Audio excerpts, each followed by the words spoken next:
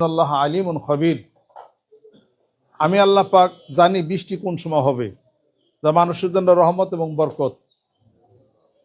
আর আমি আল্লাহ পাক কন্যা সন্তানকে পছন্দ করি, মানুষ কন্যা সন্তান না পছন্দ করে। আল্লাহ পাক বলেন, যার যার উন্নতির দরকার, যার ঘরে বরকত বলে মনে করি, তারে কন্যা সন্তান দিই। ইয়াহাবুল ইমাইয়াশাউ ইনাসাউ ওয়া ইয়াহাবুল ইমাইয়াশাউ যুকুরা আও ইযাবিজহুম যুকরা নাও ইনাসা ওয়া ইয়াজআলু মাইয়াশাউ আকিমা। আল্লাহ পাক বলেন, কাউরে পুত্র দেই, কাউকে কন্যা সন্তান দেই, কাউকে কন্যা পুত্র দুইটাই দেই, আমি কাউকে পৃথিবীর বুকে বন্ধা করে রাখি। এটা আমার কুদরতের খেলা। তোমাদের মধ্যে এমন আছে যার বাড়িতে কন্যা সন্তান হলে সে মুখ কালো করে, অথচ আমি আল্লাহ পাক তাকে পছন্দ করি। সুবহানাল্লাহ। আল্লাহ পাক দুই কন্যা সন্তান আমাকে দিছেন, একটা ছোট্ট 1-1.5 মাস বয়স, আর একটা একটু বড় হয়েছে। আর এই বাড়িতে আবার আরেকজন কন্যা সন্তান আছে, আমার বাইরে আছেন, ওনার দুজনে একই সমান বয়সী আর কি। প্রকৃতপক্ষে এই 3জন তো ছোট বাচ্চা পোলা পান, 3জনের দোয়ার জন্য আপনাদেরকে ডাক দেওয়া হয়েছে, মানে দাওয়াত করা হয়েছে। আবার আকিকাও ছিল। আল্লাহ নবী সাল্লাল্লাহু আলাইহি ওয়াসাল্লাম বলছেন যে তোমরা সন্তান জন্মগ্রহণ করলে আকিকা করো, দোয়া করো, আল্লাহ পাক তাকে যেন সুন্দর করে, ভালো করে, বিপদ আপদ থেকে আল্লাহ রক্ষা করে। তোমরা সে আকিকার পশুর বস্তু তোমরা নিজের খাইতে পারো, কাউকে খাওয়াইতে পারো, এটা আল্লাহর রহমত বরকত। আল্লাহ নবী সাল্লাল্লাহু আলাইহি ওয়াসাল্লাম করছেন। সংক্ষিপ্ত সময়ে বড় আকারে কিছু না, যারা আপনারা নিজেরা যারা যারা আসছেন দোয়া করেন। আমার ওই বড় কন্যা যে আছে নাজরানা, ছোট জনের নাম হলো নাজরানা সিদ্দিকা, ছোট জনের নাম হলো জাহারান সিদ্দিকা। আর আরেক কন্যার সন্তান আছে আমার ভাইরা, ছোট বাচ্চা একই সাথে, ও নামও আমি রেখে দিছি জুহানা। এই 3 কন্যার জন্য দোয়ার ব্যবস্থা। আপনারা দোয়া করলে আল্লাহ কবুল করবেন। আল্লাহ আল্লাহ মানুষ জিকির আজকার করেন। আর আয়াতুল কুরসি পরে এখন দোয়া হবে। আয়াতুল কুরসির যে মাহাত্ম্যটা, বরকতটা অনেকে জানি, অনেকে একটা জিনিস জানি না আমরা, বেশিরভাগ মানুষই। সেটা হলো আয়াতুল কুরসির মধ্যে আল্লাহ পাক বলেন, হাদিস শরীফের মধ্যে আসছে, পৃথিবীর সমস্ত শক্তি কোরআনুল কারিমের মধ্যে, কোরআনুল কারিমের শক্তি আয়াতুল কুরসির মধ্যে, আয়াতুল কুরসির শক্তি ওয়ালা ইয়াউদু হিফযুহুল আলিয়্যুল আযীম এটুকুর মধ্যে। যেই ব্যক্তি আয়াতুল কুরসি তেলাওয়াত করলো, আল্লাহ পাক তাকে হেফাজত করবেন। এবং শুধু তাই না, আমরা জানি যে আয়াতুল কুরসি বলে নিজে হেফাজত হব, পরের টুক তো অনেকে আমরা জানি না। সেটা হলো আয়াতুল কুরসি যদি কোনো ব্যক্তি তেলাওয়াত করে, তার আশেপাশে যারা আছে তারাও হেফাজত হবে, তার ছেলে সন্তান হেফাজত হবে, স্ত্রী পরিজন হেফাজত হবে, আশেপাশে যারা আছে এগো আল্লাহ হেফাজত করবে। এটা 255 নম্বর আয়াত শরীফ, সূরা আল বাকারা। এটা পরে সবাই এখন দোয়া হবে ইনশাআল্লাহ তাআলা। আপনাদের ছেলে সন্তান দোয়া করতে হয়, আল্লাহ যেন সূরা ফুরকানের মধ্যে আছে শেষের দিকে, এমন স্ত্রী সন্তান দাও যা নাকি আমাদের চক্ষু জুড়িয়া চক্ষু শীতল হয়ে যায়। এই কথাটা, এই দোয়াটা তো আপনারা করেন না, আমরা করি না সাধারণত। সেই দোয়া ছেলে সন্তান স্ত্রী পরিজনের জন্য করা লাগে। এবং পিতা মাতার দোয়া সন্তানের জন্য কবুল হয়, এবং সন্তানের দোয়া পিতা মাতার জন্য কবুল হয়। আওয়ালাদিন সালিহিন ইয়াদউ লাহু, হে আল্লাহ এমন নেককার ছেলে সন্তান দাও যারা নাকি আমরা পিতা মাতা আমাদের জন্য দোয়া করবে, বলবে রব্বির হামহুমা কামা রব্বায়ানি সগীরা। হে আল্লাহ আমাদের পিতা মাতা যেরূপ ভাবে ছোট বয়সে আমাদেরকে লালন পালন করেছেন, তুমি তাদেরকে হাসরের ময়দানে তুমি তাদের প্রতি অনুরূপভাবে রহম করো। তাহলে এমন ছেলে সন্তান রেখে যাবেন যে ছেলে সন্তান আপনি মৃত্যুর পর আপনাকে ভুলে যাবে, কোথায় কবর তাও মনে রাখবে না, কবরে ঘাট জ্বালে কিনা তাও খোঁজ খেয়াল করবে না, গরু ছাগল ভেরি হাঁটতেছি কিনা তাও খোঁজ খবর নাই। কোন ধরনের ছেলে সন্তান, কোন ধরনের পিতামাতার হিসাবপত্র, প্রত্যেক পিতামাতা তার কবরের হিসাবটা তাকে অবশ্যই মিলাইতে হবে। এমন স্ত্রী যে মৃত্যুর পর আপনার খুঁজি নিল না, এমন ছেলে সন্তান মৃত্যুর পরে খুঁজি নিল না, ধন সম্পত্তি ভোগ করলো কিন্তু পিতামাতার জন্য দোয়া করলো না, তাহলে কেমন হবে? পিতামাতার জন্য দোয়া করা, আমরা কিছু কিছু কথা বললাম মানুষদেরকে আমরা দূরে নিছি, কথাটাও ঠিক আছে, কবরে যায় ওটা জিয়ারত করে না, এগুলো শিরক বেদাত। কবরে যায়া জিয়ারত করে হাত উঠিয়া ইকটি করা এটা বেদাত, কথা ঠিকই আছে, কিন্তু মানুষকে তো দোয়ার জন্য উদ্বুদ্ধ করতে হবে। লাম ইউরাদ আনি নবী সাল্লাল্লাহু আলাইহি সাল্লাম, আল্লাহ নবী সাল্লাল্লাহু আলাইহি সাল্লাম পক্ষ থেকে হাদিস শরীফ এটা নাই, জানো না, নাই যে কবরে যায় সূরা ফাতিহা পড়তে হবে, এটা নাই। সূরা ইখলাস পড়তে হবে, তাও নাই। কবর জিয়ারতের দোয়া আছে এক্সট্রা, কিন্তু সাথে সাথে তো আপনার এটাও বলা উচিত যে হাদিস শরীফের মধ্যে আসছে সূরা ইখলাস পড়লে কোরআন শরীফের 1/3 হয়, সূরা জিলজাল পড়লে কোরআন শরীফের অর্ধেক হয়, সূরা কাফিরুন পড়লে কোরআন শরীফের 1/4 হয়ে গেল। এগুলো পড়ে আপনারা মৃত ব্যক্তির জন্য আপনারা দোয়া করতে পারেন, আপনারা দোয়া আল্লাহ পাক কবুল করবেন। এই দোয়ার জন্য উদ্বুদ্ধ কেন করেন না? মৃত ব্যক্তির জন্য দান সৎকা করেন, আর সৎকা দিয়ে তারুদ্দুল বালা ওয়া তাজিদুল উমরা, দান সৎকা করেন। মৃত ব্যক্তির জন্য কিছু কাপড় চোপড় দিয়ে দেন, ঘর বাড়ি করে দেন, বিপরীতে সবই তো বলতে হবে, শুধু কবরে যান না, হাত উঠায়েন না, বেদাত বেদ খালি এইটাই খালি কইলেন, মেসাকের কথা কইলেন না। যারা খালি এত বেদাত বেদাত কথা সারা বাংলাদেশে ছড়াইছে, অত পকেটে মেসাক নেই, তারা সুন্নতের কথা বলে না, রসুলের মহব্বতের কথা, এগুলোর কথা তারা বলে, খালি ওইটা নিয়ে শুধু খালি আসে। এখন দেখেন না সারা বাংলাদেশে কত বড় একটা বেদাত চালু হয়েছে, সেটা হলো কি, দল ধরে মহিলারা যায় তারাবির নামাজ যায়। আল্লাহ নবী সাল্লাল্লাহু আলাইহি ওয়াসাল্লাম থাকতে কি মসজিদে কোনদিন দল ধরে তারাবির নামাজ করে মহিলারা পড়ছে? মসজিদ করবেন, মসজিদে পুরুষদের যাওয়ার নামাজের অধিকার আছে, মেয়েদেরও যাওয়ার নামাজের অধিকার আছে, কথা ঠিক, কিন্তু মেয়েদের তো জামাতের ব্যবস্থা করা হয় নাই। কোথাও গেল মেয়েরা এখন নামাজ পড়বে কেমন? মসজিদে যাবে, নামাজ পড়বে, কিন্তু আজান হলে মসজিদে মেয়েরা ছুটে যাবে, জামাত হবে, আজান দেবে, এটা কি মেয়েদের জন্য কোনো ওয়াজিব? মেয়েদের জন্য এটা তো নাই। তাহলে তারাবির নামাজে কি দল ধরে কি কি যায়, মহিলারা কি যাইতেছে, এটা কে পছন্দ করলো? এগুলা আপনারা সমর্থন করবেন না, এটা হাদিস শরীফের কোন জায়গার এটার মধ্যে সিস্টেম এটা নাই। মহিলাদের তো জুমার নামাজ পড়ার জন্য তো সে মসজিদও তার যাওয়া, তার হিসাব পত্র তার মেলে না। কেউ নামাজ পড়বে, বাড়িতে নামাজ পড়বে সে, মহিলারা আবার তারাবির নামাজ জামাতে পারে, এটা প্রচলন আবার কেরা করলো এই সমস্ত দিনে? হাসরের ময়দানে যখন হাউজে কাউসারের পানি পান করাবেন আল্লাহ নবী উম্মতদেরকে, মানে কিছু কিছু ফেরেশতারা ওই কিছু নবীর উম্মতদেরকে কিছু কিছু তারা ধাক্কিয়া সরাই দিবে। আল্লাহ নবী বলবেন যে এটা তো আমার উম্মত, পানি খাওয়া জান্নাতে দাও। কারণ আপনার উম্মত হলে কি হবে, তাদেরকে আমরা হাউজে কাউসার পানি খাওয়াতে দেবো না। কি কারণ? তারা এমন লোক যে আপনি রসুল আপনি চলে যাওয়ার পরে বেদাতের প্রচলন তারা সমাজের বুকে তারা করছে, তাদেরকে পানি খাওয়াইতে দেওয়া যাবে না। একটা হলো বেদাতের ওয়াজ করা, আর একটা হলো আল্লাহর সাথে সাথে আল্লাহ এবং আল্লাহর রাসূলের প্রতি সুন্নতের ইত্তেবা করা, উদ্বুদ্ধ করা, মহব্বত সৃষ্টি করা, দুটাই একই সাথে করতে হবে। এটা একই সাথে করতে হবে। এটা রাসূলের মহব্বত নাই, রাসূলের সুন্নত নাই, মেসাক সুন্নত নাই, লাল আশুক আলা উম্মতিল আমার তুমি সাবাকে ইনদা কুল্লি সালাত, এই হাদিসে আমল নাই। উনি খালি সারাদিন ধরে খালি ওয়াজে খালি বেদাত খালি করতেছে। এগুলা মানুষকে ভালো কথাও যেভাবে শোনানো হয়, সুকৌশলে মানুষদেরকে আল্লাহ রসুলের মহব্বত থেকে দূরেও নেওয়া হয়। এটা আল্লাহ পাক যেন কবুল করে নেন। আজকে আমরা যারা বসছি, আসেন আয়াতুল কুরসি পড়ি, জিকির করব। আরেকজন কি খারাপ করা এই হলো যে আমার এই যে বাইরের মেয়ে জোহানার নাম রেখে দিয়া, তো তুমি এখানে দাঁড়াও। হ্যাঁ, ও লজেন দিস, দাঁড়াও এখানে দাঁড়াও। হ্যাঁ, এটা হলো আমার মেয়ে কন্যা, মানুষ দেখতেছে। এটা হলো নাজরানা, এটা হলো জোহানা, এটা হলো মাথা নিচে। হ্যাঁ, আর ছোট পিছিয়ে যেটা আছে এটা তোর আছে, এটা তো আল্লাহ সম্ভব বললো।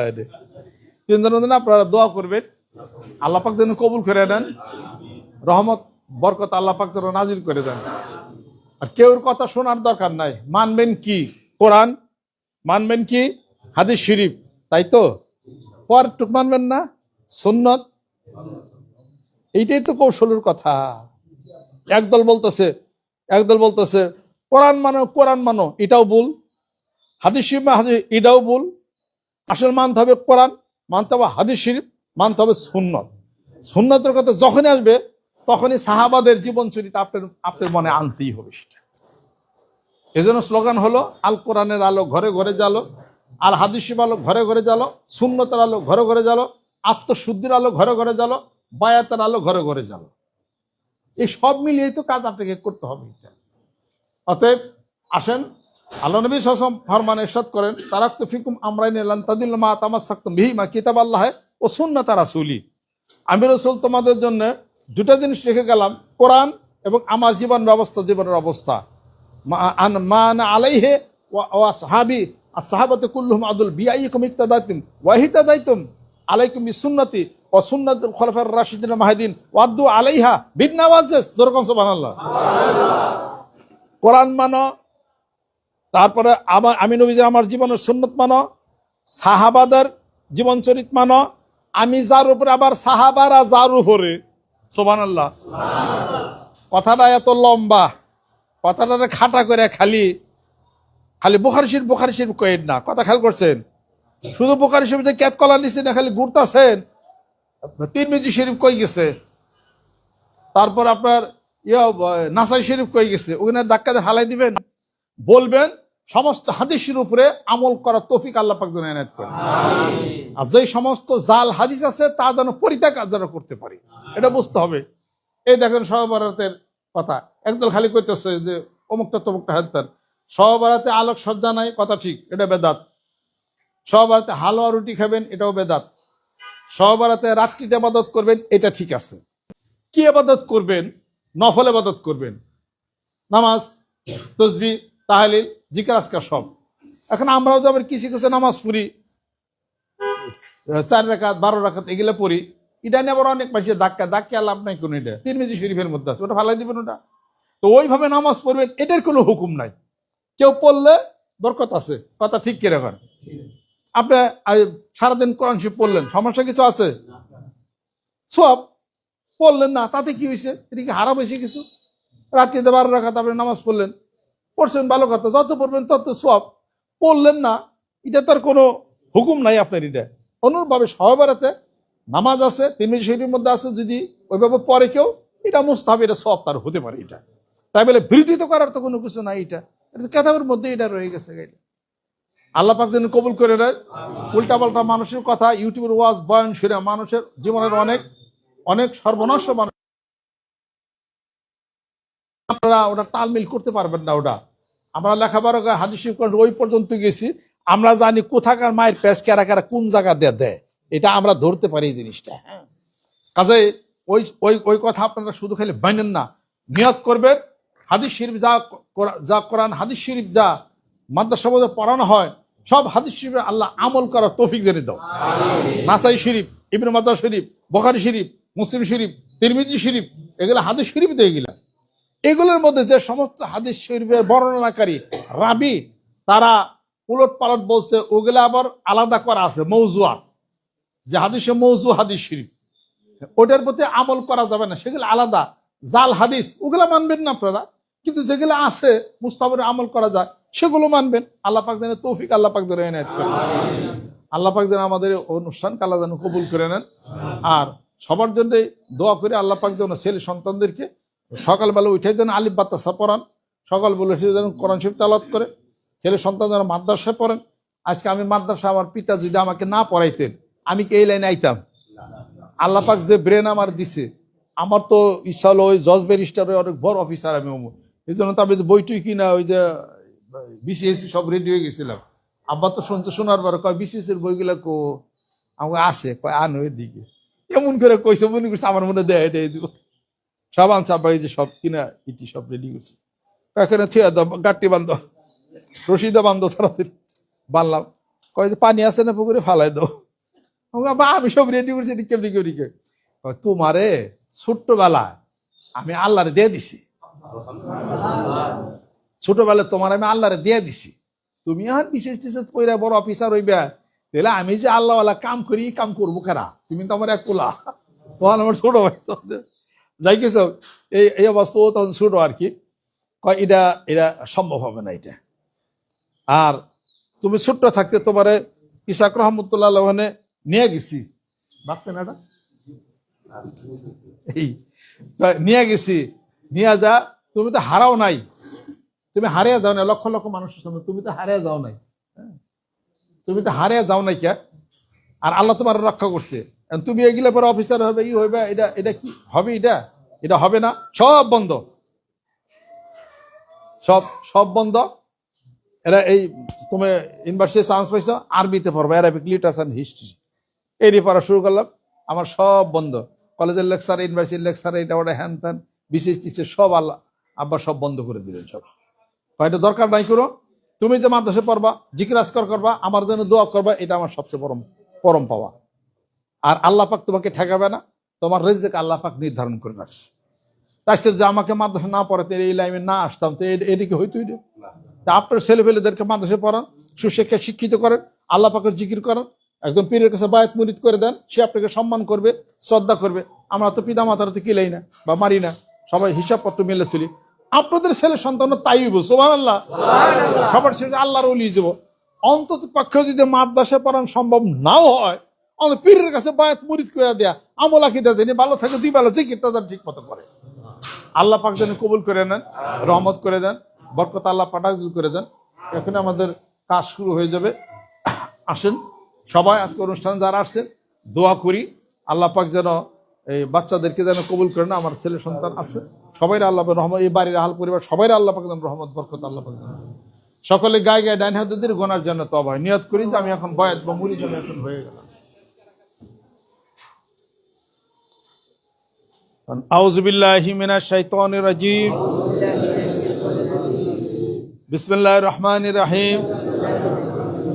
तौबा किया मैं सबूरी बातों से और सबूरे कामों से, और बैत किया मैं ऊपर हाथ मोहम्मद मंजूरुल इस्लाम सिद्दीकी खलीफा अलहाज हजरत मौलाना मोहम्मद अजहरुल इस्लाम सिद्दीकी साहिब के, आई मेरे मौला इस तौबा और इस बयात কবুল ফরমা। সবাই সূরা ফাতিহা পড়েন।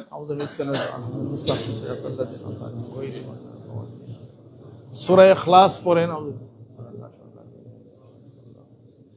সূরা জিলজাল পড়েন,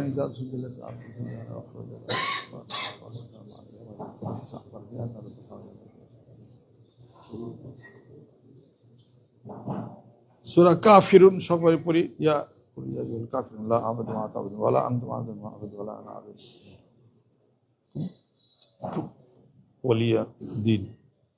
আমাদের ছেলে সন্তান যার যেখানে আছে এখানে আছে, সবার জন্য দোয়া করি আল্লাহ পাক যেন সবাইকে কবুল করে নেন, রহমত করে দেন, বরকত হাসিল আল্লাহ পাক যেন করে দেন। দরুদ সালাম পাঠ করি। আল্লাহুম্মা সাল্লি আলা সাইয়্যিদিনা মাওলানা على آل سيدنا مولانا محمد اللهم صل على سيدنا مولانا على آل سيدنا مولانا। বিশ্ব পৃথিবীর যাহা কিছু আছে সকলে চিনিল স্রষ্টাকে, শুধু যে মানুষ কেবলই বেহুশ না চিনিল তার স্রষ্টাকে। আল্লাহুম্মা সাল্লি আলা সাইয়্যিদিনা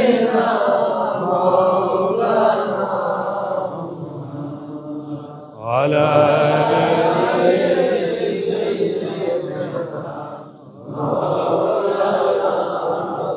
مشرق حب محمد مطلع دیوانما مطلع خورشید استقائے فينا زوجانما بلغ العلا بكماله كشف الدجى بجماله سنت جميع خصاله صلوا عليه سلموا يا قوم بل صلوا على صدر الأمين مصطفى ما جاء إلا رحمة للعالمين اللهم آمين ربنا آتنا في الدنيا حسنة وفي الآخرة حسنة وقنا عذاب النار আল্লাহ জীবনের গুনাহগুলি তুমি মাফ করে দাও আল্লাহ এই আয়োজনকে কবুল করে নাও যারা হাত তুলেছি আল্লাহ হাতগুলিকে খালি ফিরাইয়া দিও না বিপদ সমস্যা অসুবিধা আল্লাহ দূর করে দাও আমাদের ছেলে সন্তান যার যেখানে আছে সবাইকে কবুল করে নাও মুত্তাকি পরহেজগার তুমি বানায় দাও আল্লাহ আমরা কিছু সংখ্যক মানুষ তোমার শাহী দরবারে হাত তুলেছি দরুদ সালাম পাঠ করেছি দরুদ সালাম তো কোন সোনার মদিনায় নবী পাকের রওজা মুবারকে পৌঁছিয়া দাও तमाम পৃথিবীর মাটির নিচে যত মুমিন মুমিনা শুয়ে আছে আল্লাহ সকলের আরোহর পরিবার হাদিয়া তুমি পৌঁছিয়া দাও আমাদের পিতামাতা আত্মীয়স্বজন যাদের ইন্তেকাল করেছেন আল্লাহ তাদের রূহের পরিবার হাদিয়া তুমি পৌঁছিয়া দাও বিপদ মুক্তি করে দাও সমস্যাগুলি তুমি দূর করে দাও এই বাড়ির হাল পরিবার স্ত্রী পরিজন ছেলে সন্তান ছোট মাসুম বাচ্চা যিনারা আছেন আপদ বিপদ বালা মুসিবত থেকে আল্লাহ তুমি হেফাজত করে নাও আমাদের সকলের হায়াত তুমি বাড়াইয়া দাও সম্মানজনক মৃত্যু দাও সম্মানজনক স্থানে তুমি সমাহিত করো এই এলাকার মুসলমান নরনারী যারা আছেন কবুল করে নাও এলাকার ঘরে ঘরে জিকির আলো তুমি পৌঁছিয়া দাও তাকাব্বাল মিন্না ইন্নাকা আনতাস সামিউল আলিম سبحان ربك رب العزة عما يصفون بحق كلمة طيب لا إله إلا الله محمد رسول الله صلى الله عليه وسلم